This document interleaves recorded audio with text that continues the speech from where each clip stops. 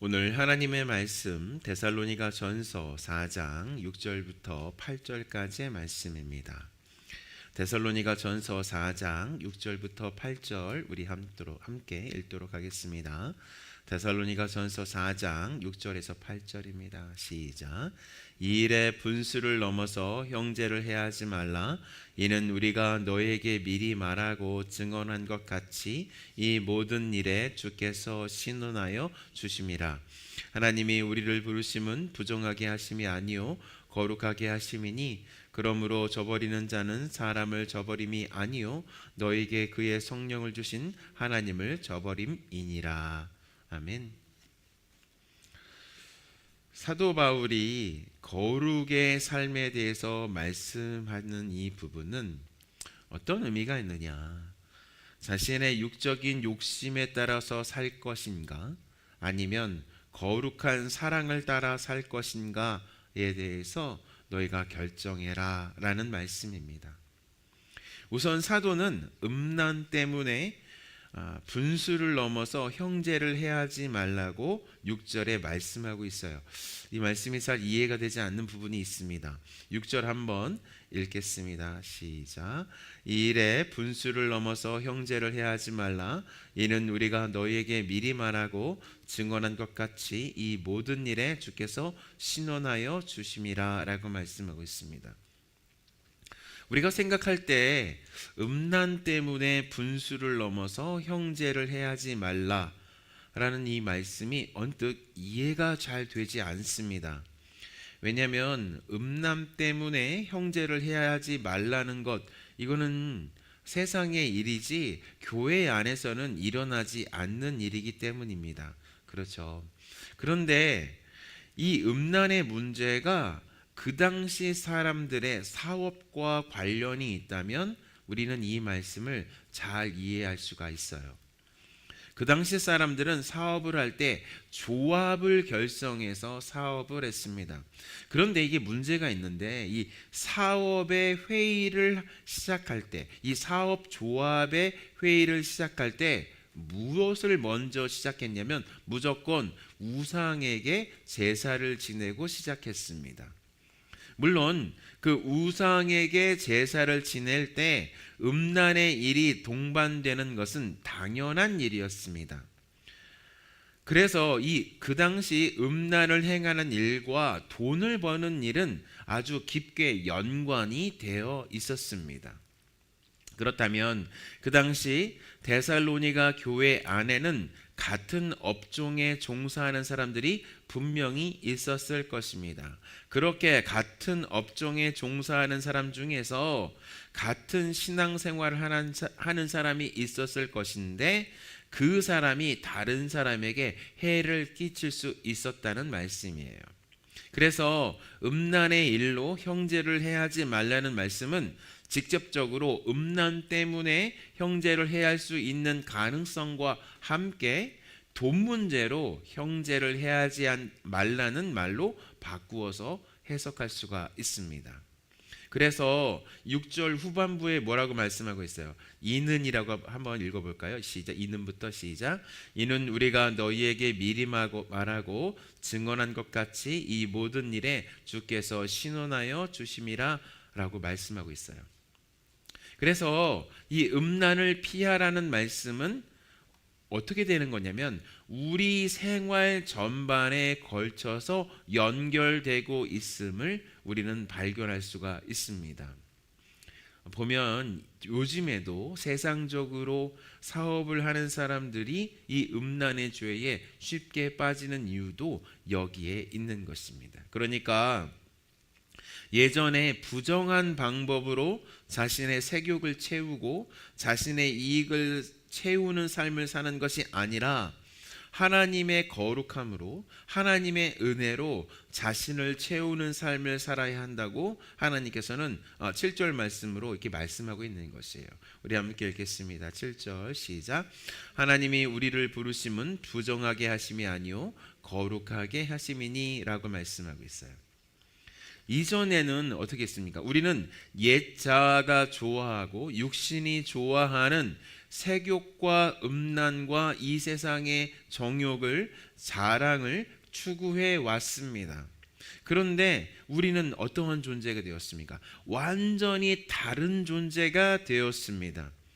굉장히 여기에서 굉장히 중요한 부분이 있는데 그러니까 우리 그리스도인들과 거듭난 우리 그리스도인들과 세상 사람들은 완전히 본질상 다른 존재라는 것을 우리가 알아야 됩니다.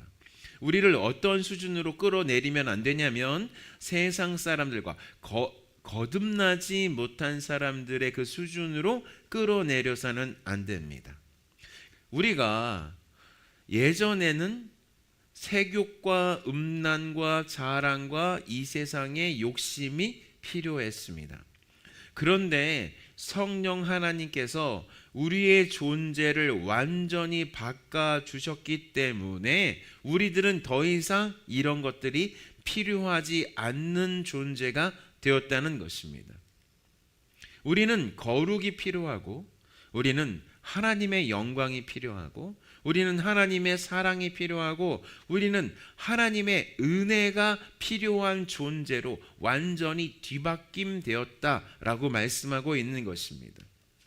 왜냐하면 우리의 존재를 변화시킨 성령 하나님께서 우리 안에 계시기 때문입니다. 그래서 우리 안에 계시는 이 성령 하나님께서 어떠한 분이신지 우리는 정말로 잘 알아야 합니다. 여러분, 성령 하나님 어떤 분이세요? 성령 하나님은 겨우 우리에게 그냥 은사만 조금 주시는 그런 분이세요? 아닙니다. 그분 자체의 이름이 성령입니다. 거룩한 하나님의 영이십니다. 그분 자체가 거룩 그 자체이십니다. 이 거룩하신 하나님께서 우리 안에 거하시는데, 이 커다란 거룩의 본체이신 성령 하나님께서 우리 안에 거하시는데, 우리 안에 이 성령 하나님께서 거하시는데도 불구하고 우리 옛자와 우리 육이 추구하는 세상의 음욕과 욕심을 우리가 감히 추구할 수 없는 존재가 되었다는 말씀이에요. 그러니까 성령 하나님에 대한 이해가 이제는 완전히 달라져야 합니다. 그냥 우리를 옆에서 도와주시는 분, 그 정도의 수준으로 이해해서는 안 됩니다. 그분은 어떤 분이세요? 삼위일체 하나님이십니다. 삼위일체 하나님, 이 세상의 주인. 제가 이 세상에 몇 개의 별이 있는지 누구도 셀 수 없는 그 모든 별의 창조자가 누구시냐면 삼위일체 하나님이세요. 이 삼위일체 하나님 중에서 삼위에 해당하시는 성령 하나님이 감히 먼지보다 티끌보다 더 작은 누구에게 임하고 있는 거예요? 우리에게 임하고 있는 것입니다. 이 차이를 알아야 우리는 정말로 이런 세상의 욕심과 색욕과 음란과 이 모든 정욕을 따라 살 수 없는 존재구나라는 것을 깨달을 수 있게 된다는 말씀이에요. 믿으십니까? 그래서 오늘 본문 8절도요 이렇게 말씀하고 있어요. 우리 함께 읽겠습니다. 시작. 그러므로 저버리는 자는 사람을 저버림이 아니요 너에게 그의 성령을 주신 하나님을 저버림이니라 라고 말씀하고 있습니다. 제가 이제 보이저호라고 인간이 우주에다가 이제 쏘아 올린 인공위성 같은 게 있어요. 이제는 이제 태양계 밖으로 이제 나가고 있는데 그 보이저 2호인가 그렇게 됩니다. 근데 그 인공위성이 지구를 이렇게 딱 찍었어요. 딱 찍어가지고 그걸 이제 몇 년에 걸쳐가지고 이제 전송을 해가지고 이제 사진으로 이제 이렇게 딱 된 사진을 봤어요. 지구를. 근데 거기에서 지구를 찍으니까 완전히 희끄무리한 점에 불과해요. 근데 우리는 어때요? 이 지구가 정말로 넓다고 생각하잖아요. 근데 이 작은 점 같은 지구 안에 정말로 보이지도 않는 우리 안에 누가 계신다고요? 온 우주의 창조주이신 성령 하나님이 거하신다는 거예요. 이거를 깨달아야 우리가 추구하고 있는 이 모든 것이 욕심이 정말로 아무것도 아니구나. 우리 인생조차도 아무것도 아니구나. 그런데 어떻게 이 작은 나를 하나님께서 이렇게 사랑하시지? 어떻게 이렇게 보잘것없는 나를 가치 있다고 말씀해 주시지? 어떻게 이런 존재를 위해서 예수님은 이 땅 가운데 오셔서 십자가에 못 박혀 돌아가시고 이런 존재가 돼서 나를 사랑하시지? 그것을 깨달을 수가 있게 됩니다. 그래서 우리는요, 이 거룩한 하나님의 말씀 앞에서 우리는 우리의 정체성을 확실히 깨달아야 해요. 우리는 예수님 때문에 이미 죄에 대해서 이미 이긴 존재라는 것을 우리는 믿어야 합니다. 그런 존재가 바로 누구예요? 우리라는 말씀이에요. 그것이 우리의 정체성입니다. 어떤 사람들 이렇게 질문할 수도 있겠죠. 우리가 예수님의 십자가로 이미 우리의 죄에서 이긴 존재라면 왜 우리는 아직도 죄를 짓고 있습니까? 라는 질문을 할 수가 있습니다. 물론 로마서 6장 6절은 이렇게 말씀하고 있어요. 우리가 아직도 죄의 몸이 있기 때문이라 라고 말씀하고 있어요. 함께 읽겠습니다. 제가 읽겠습니다. 로마서 6장 6절. 우리가 알거니와 우리의 옛사람이 예수와 함께 십자가에 못 박힌 것은 죄의 몸이 죽어 다시는 우리가 죄에게 종노릇하지 아니하려 함이니 라고 말씀하고 있어요. 그렇다면 우리에게는 죄의 몸이 아직도 있어서 죄를 계속해서 짓게 되면 어떻게 되는 거냐? 그런 질문을 우리가 한 번 더 할 수가 있겠죠.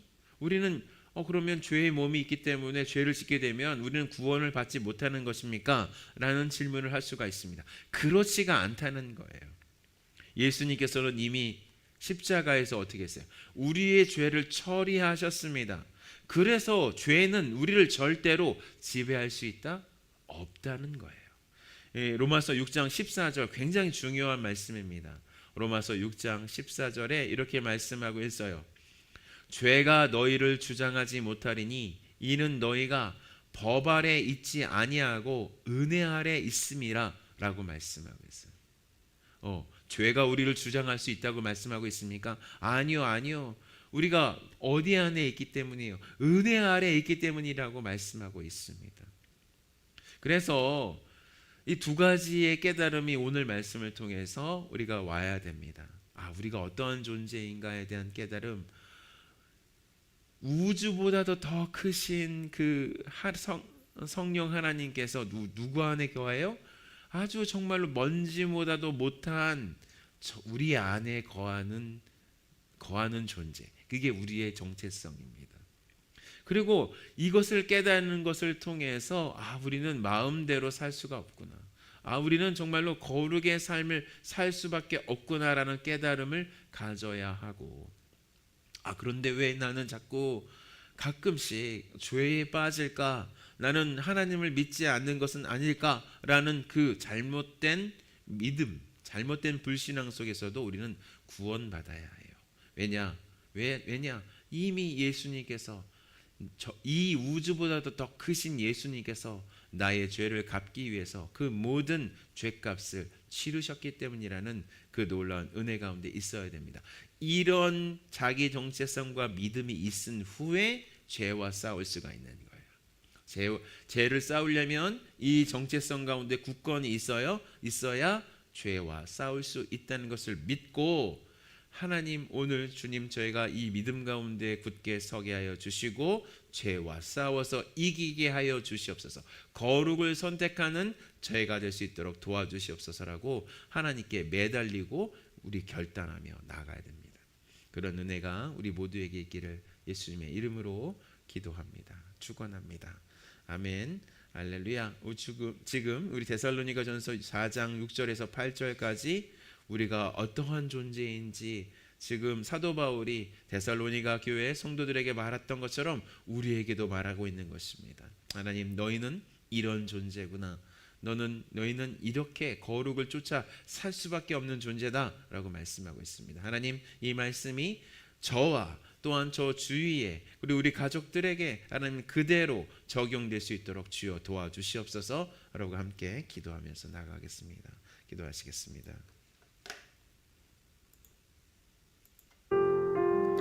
하나님 아버지, 감사드립니다.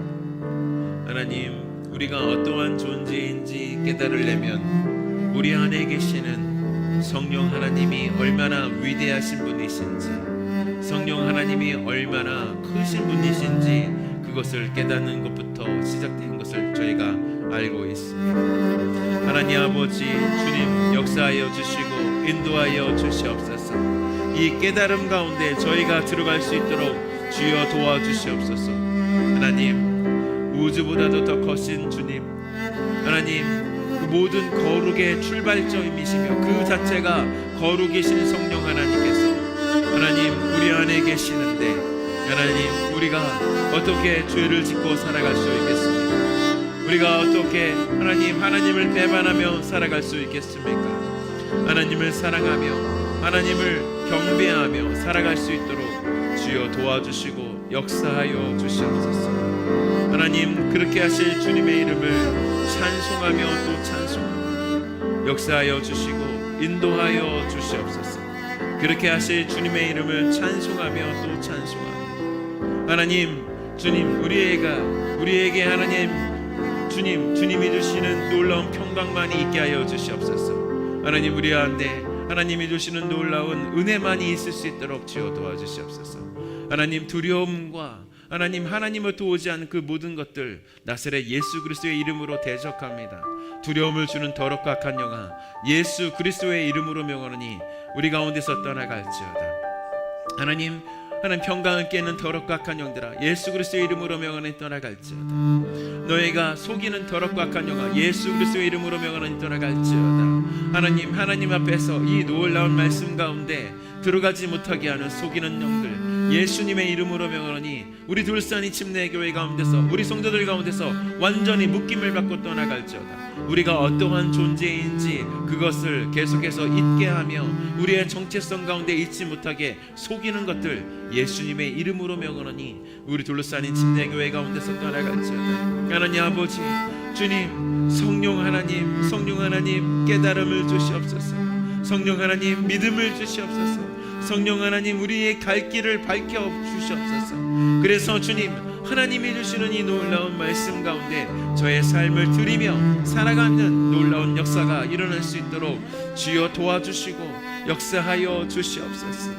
하나님, 그렇게 하실 주님의 이름을 찬송합니다. 역사하여 주시고 인도하여 주시옵소서. 주님, 하나님 아버지, 이 일에 분수를 넘어서 형제를 행하지 말라. 이는 우리가 너에게 미리 말하고 증언하는 것 같이 이 모든 일에 주께서 신원하여 주심이라. 하나님의 우리를 부르시면 부정하게 하심이 아니요 거룩하게 하심이니 그러므로 저버리는 자는 사람을 저버림이 아니요 너에게 그의 성령을 주신 하나님을 저버림이니라. 하나님 아버지, 이 말씀이 정확하게 하나님 우리 말씀 가운데 우리의 심령 가운데 하나님 새겨지는 놀라운 역사, 그리고 하나님 아버지 심어지는 놀라운 역사, 자라나가고 하나님 아버지 열매를 맺는 놀라운 역사가 일어날 수 있도록 주여 도와주시고 역사하여 주시옵소서.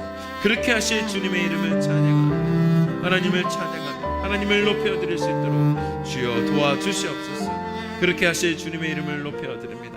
하나님을 찬양합니다. 하나님을 높여드립니다. 모든 영광 홀로 받아 주시옵소서. 주 예수 그리스도 이름으로 하나님 5월 20일 하나님 축복하며 기도합니다.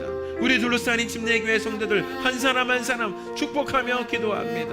하나님 아버지, 주님께서 역사하여 주시기를 간절히 소원합니다. 하나님, 오늘도 주님이 어떤 분이신지 하나님 보여주시는 것을 간절히 소원하며 기도합니다. 5월 20일 주님 전도할 때 하나님 함께하여 주시옵소서. 영혼들이 하나님 살려지는 놀라운 역사가 있게 하시고 하나님께 돌아오는 놀라운 역사가 있게 해주시옵소서.